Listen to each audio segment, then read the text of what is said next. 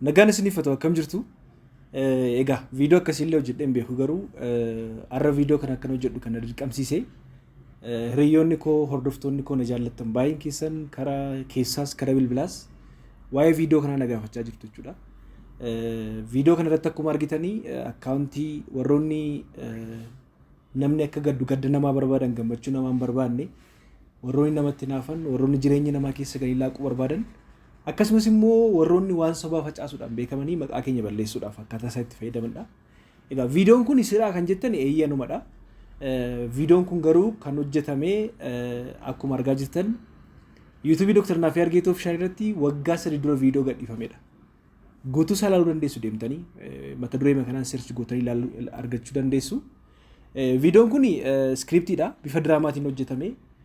Nama barsiisuudhaaf keessattuu dhimma dipireeshiniidhaan yookiin immoo mukuu hamaa yookiin dibbirti kan jennuu fi araadaan wal qabatee akkasumas immoo abdii kutannaadhaan wal qabatee bifa viidiyoodhaan ibsuudhaaf yaaleen ture. Egaa dhumarrattis immoo erga iskiriptii kun yookiin immoo diraamaa kun hojjetame booddee immoo yaada gabaabaa laadheen ture. Yaada gabaabaa keessaa sekondii muraasa ilaallee deebinu. Utuun jaallatiin kana keessi jechuudha. Namoonni sababii kanaaf dhimma kana keessa baay'een isaanii jiru. Araada garaagaraatiin qabamanii kan jiran baay'een isaanii jiru. Kanaaf itti siqnee haasofsiisuu qabna. Egaa akkuma argaa jirtanii amma dargaggoonni hedduun haala keessatti kufanii jiru. Namni baay'een abdii kutannaa irraan kan ka'e yookiin immoo chaalenjii jireenyaa garaagaraa yookiin immoo mudannoo jireenyaa garaagaraa irraan kan ka'e abdii kutachuudhaanii hanga lubbuu ofii balleessuutti akkasumas immoo hanga araada garaagaraa keessatti kufuutti ga'a jechuudha.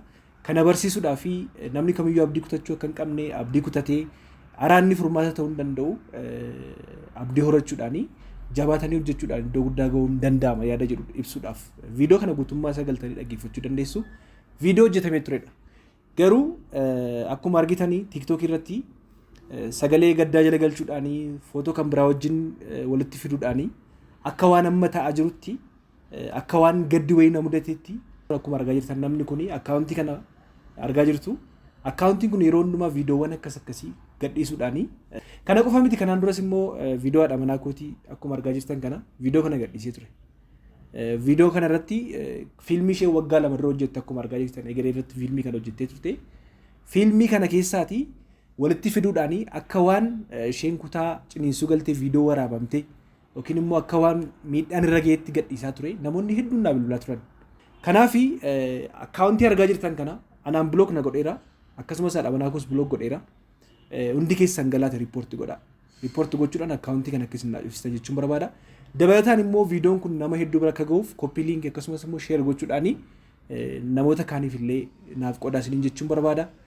Namoota akkas jibba namaa qaban gadda namaa barbaadan guddina namaa hin jaallanne namni akka gaddu barbaadan akkasii immoo irraa of eeggadhaa isiniin jedha.